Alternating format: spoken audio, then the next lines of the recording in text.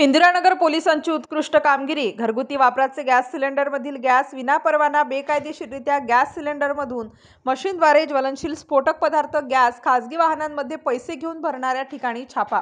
Indiranagar police ठाणेकडील ATC पथकाचे अंमलदार यांना गोपनीय बातमीदारामार्फत खात्रीशीर माहिती मिळाली की साईराज अपार्टमेंटमधील निर्मल केरोसिन अँड ऑइल सेंटर या गाळ्यात वाळूचा ठिय्याजवळ लेखानगर नाशिक येथे एक इसम स्वतःच्या आर्थिक फायद्यासाठी घरगुती वापराचे गॅस सिलेंडरमधील गॅस विनापरवाना बेकायदेशीररित्या गॅस सिलेंडरमधून मशीनद्वारे ज्वलनशील स्फोटक पदार्थ गॅस खासगी वाहनामध्ये पैसे घेऊन भरण्यासाठी भरलेले व रिकामे गॅस सिलेंडर घेऊन आहे अशी बातमी मिळाली। त्यावरून गुन्हेशोध पथकाचे अधिकारी यांनी सापळा रचून इसम नामे जावेद आदम चनेगाव वय 50 वर्षे यास ताब्यात घेऊन त्याचेकडून घरगुती वापरातील भारत गॅसचे 11 सिलेंडर व कॉम्प्रेसर मोटार असलेले मशीन वजन काटा असे साहित्य साधनासह एकूण 41,780 रुपये किमतीचा मुद्देमाल ताब्यात घेतला असून नमूद इसमावर गुन्हा दाखल करण्यात आला आहे।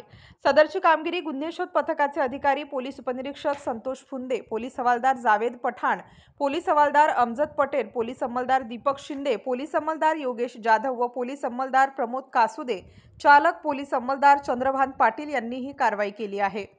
स्टार न्यूज साठी मोहसिन पठाण, नाशिक।